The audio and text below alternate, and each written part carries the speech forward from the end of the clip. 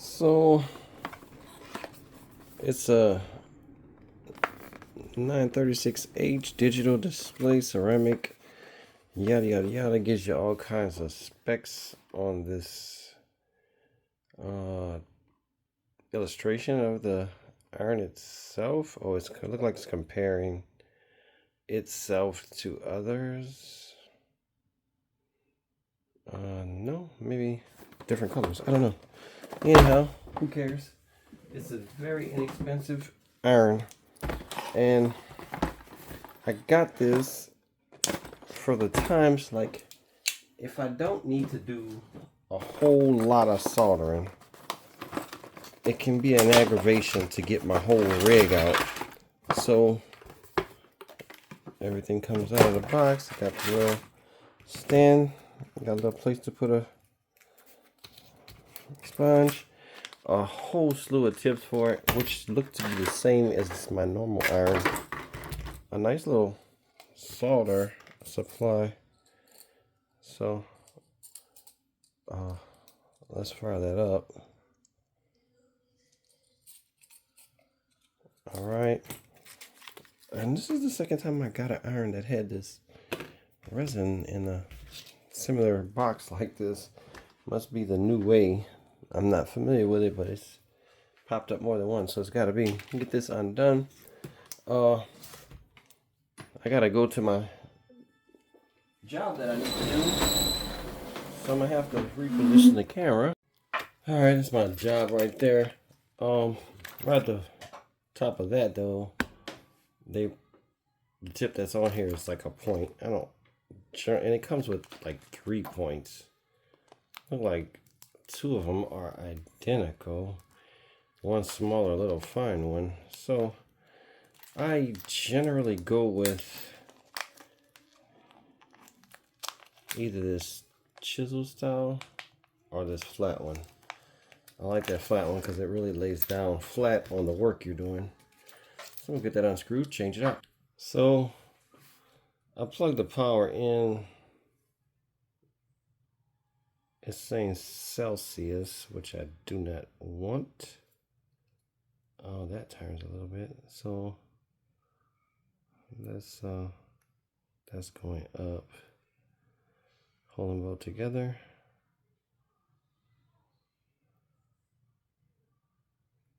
Two, three. I don't know what this is doing. All right, Celsius is blinking. Let me look at the directions. I hate to have to read the directions right at the box. It's just a solder. Most soldering irons older days, you just plug in and turn on. Well, newer days, I had to whip out my little holder anyway from my regular iron, so because I needed the wire. Well, it's at 320. It got there in a second, so I hit it with a little bit of its own solder to kind of figure out if it was hot enough, and it is. I'm gonna go ahead and just get something done, because kind of like I was pointing out, when you're dealing with this, you don't want to be fooling around with a soldering iron for 30 minutes. You just want to solder something. So I just turned it on. It got hot enough, and I soldered.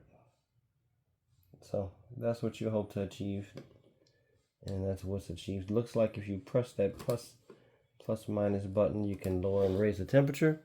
So this desoldered my old item fairly quickly. I'm gonna go ahead and get a new plug. All right, I got the new plug kind of rigged up into the jig. I got some heat shrink, which is something I always forget until after the fact. And one of the barrels turned a little bit on me, so I didn't realize they turned at first. So since they do turn, I'm gonna turn them both out. No, I'm gonna turn them both flat, so maybe I can get this solder job done with the jig sitting flat. Yep. Try that anyway. In theory,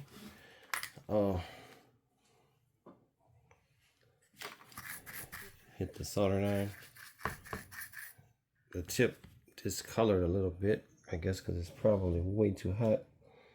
I am going to tin it a little bit with this situation.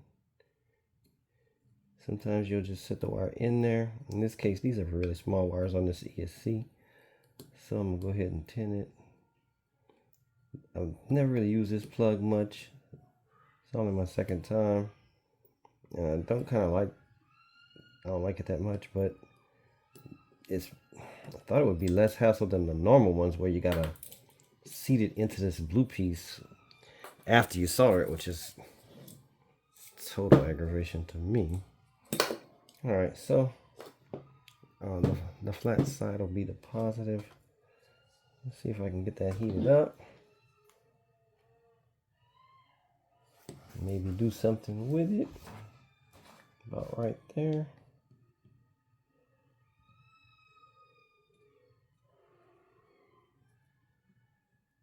All right, I got it in.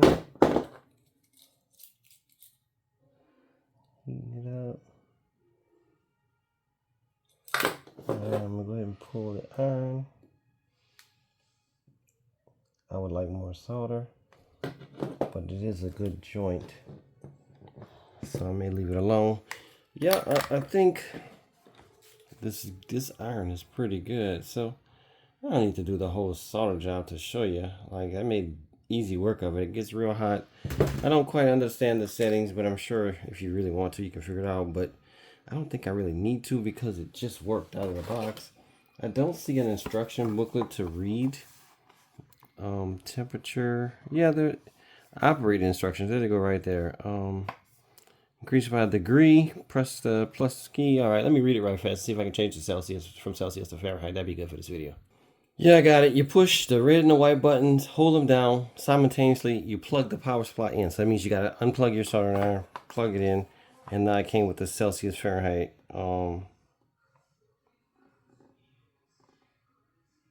Press the red button to save these settings.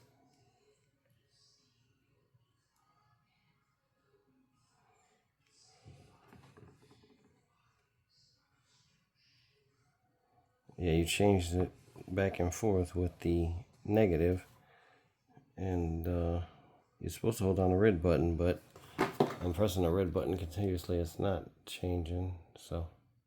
Oh, helps to read. The next line is to press the red and white button simultaneously and save it. So now it went from Celsius to Fahrenheit, and it's at 530. Let's go to 500.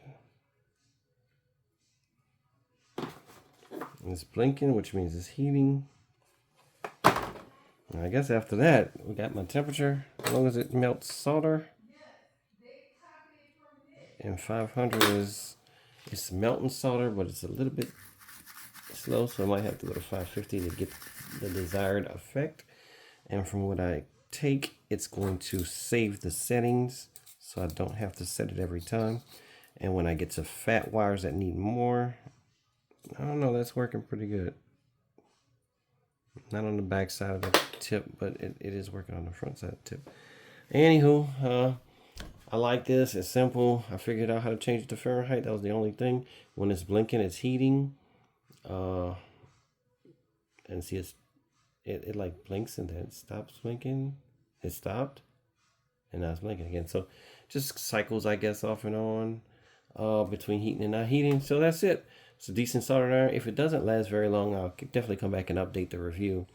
But this might be a good thing. I might just keep this in the box for when I'm at the field, because I have my little field kit, and I use some, fancier stuff while I'm out there. But sometimes, I don't know, just a little quick plug-in. Those can be used wirelessly or with a power adapter, which you saw in the box. This is like another kind of animal. It's so simple that I don't really, you don't need anything. Just this and some solder, and maybe flux, I guess, because I like flux. And you're soldering at the field or wherever. You do need AC power. Like I said, with the other thing there, I mean, at certain fields where we don't have power, you got to use inverters and, generators and all this, which you could solder on those, I guess, also. But just a little alternate solution. So anyway, I recommend it. If it doesn't work out for the long run, I'll definitely come back and update. I'm a big on updating things. So if it doesn't work, it craps out on me or something, I'll come back and update the review. But for right now, all thumbs up.